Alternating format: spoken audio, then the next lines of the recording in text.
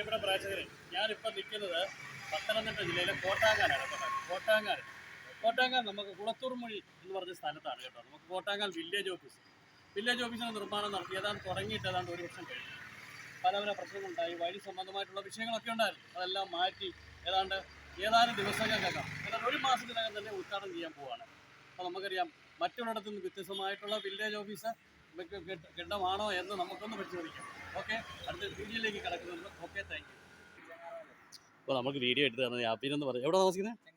ചെങ്ങാരമല്ല. ഞാൻ ഉടനടി വാർത്ത എന്നും പറഞ്ഞ ഒരു യൂട്യൂബ് ചാനലുണ്ട് എനിക്ക്. ഒരു വാട്സപ്പ് ചാനലുണ്ട്. വാട്സപ്പ് ചാനൽ ഏതാണ്ടൊരു 3000 പേരുണ്ട്.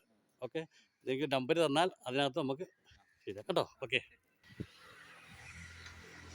നമുക്ക് ബാക്കി ഭാഗം ഒന്ന് നോക്കാം. ചേട്ടൻ്റെ പേരെന്നാ? റെജി. എവിടെ താമസിക്കുന്നത്? ഓക്കെ.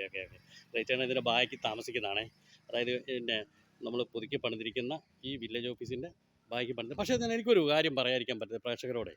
ഈ ഇപ്പം നിലവിൽ പണിതിരിക്കുന്ന ഈ ബിൽഡിങ്ങിൻ്റെ ഇപ്പുറത്തെ വശം നമുക്കറിയാം. അത് കണ്ടോ, ഇവിടെ മൊത്തം മണ്ണൊക്കെ എടുത്തിട്ട് ഇത് നമ്മൾ ഉദ്ഘാടനം ചെയ്യുന്ന മറ്റുള്ള കാര്യത്തിനൊന്നും ഒരു വിലങ്ങുതടിയല്ല നമ്മുടെ സംസാരം. അത് എത്രയും പെട്ടെന്ന് ഉദ്ഘാടനം ചെയ്യട്ടെ എന്ന് നമ്മൾ പ്രാർത്ഥിക്കുന്നു, ആശംസിക്കുന്നു.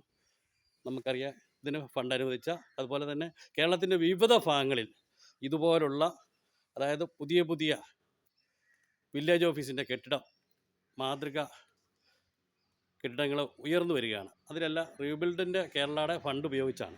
അപ്പോൾ അതിനെല്ലാം റവന്യൂ വകുപ്പ് മന്ത്രി നമുക്ക് ഏറ്റവും കൂടുതൽ ആദരവുള്ള അദ്ദേഹത്തെ ഞാൻ അഭിനന്ദിക്കുകയാണ്. കാരണം നമുക്കറിയാം, ഇപ്പം നമ്മുടെ കോട്ടാങ്ങാല വില്ലേജ് ഓഫീസിൻ്റെ കെട്ടിടം ഇപ്പം നിങ്ങൾ കണ്ടോ. ഞാൻ ഈ കഴിഞ്ഞ ദിവസം കാട്ടൂർ ഒരു വില്ലേജ് ഓഫീസിൻ്റെ കെട്ടിടം പുതിയ നിർമ്മാണം നടത്തി ഉദ്ഘാടനം നടത്തി കണ്ടു. ഇതിനെക്കാട്ടിലൊക്കെ നല്ല മെച്ചം, അതായത് ഒരു ആധുനിക രീതിയിലുള്ള ഒരു ആധുനികത വിളിച്ചോതുന്ന ഒരു ബിൽഡിങ്, മനസ്സിലായില്ലേ? അപ്പം ഇതിനൊക്കെ നമുക്കറിയാം, കഴിഞ്ഞ ഏതാനും മാസങ്ങളായിട്ട് ഇച്ചിരി പണിയൊക്കെ ഇച്ചിരി പെൻഡിങ് ആയി കിടക്കുമായിരുന്നു. കാരണം വേറൊന്നുമല്ല, ഇവിടെ വഴിയുടെ ഒരു വിഷയം ഉണ്ടായിരുന്നു. കാരണം കുത്തനെയുള്ള ഇറക്കമായിരുന്നു. ഇപ്പോൾ ഏതായാലും അത് കെട്ടി അതെല്ലാം വൃത്തിയാക്കിയിട്ടുണ്ട് കേട്ടോ, മനസ്സിലായില്ലേ? മെയിൻ റോഡിനോട് ചേർന്നാണ്. അപ്പം പല സൗകര്യങ്ങളിലും വരാനുണ്ട്. തുടർന്നത് വരുമെന്ന് നമുക്ക് പ്രതീക്ഷിക്കാം. ഓക്കെ, മതിലിൻ്റെയൊക്കെ വശങ്ങളുണ്ട് കേട്ടോ. മതിൽ കെട്ടാനൊക്കെ ഉള്ളതുണ്ട്. അത് തുടർന്ന് നമുക്ക് കിട്ടുമെന്ന് പ്രതീക്ഷിക്കാം. കാരണം നമ്മുടെ ഏതായാലും വില്ലേജ് ഓഫീസ് കെട്ടാൻ നല്ല രീതിയിൽ അടിപൊളിയായിട്ട് വന്നില്ല.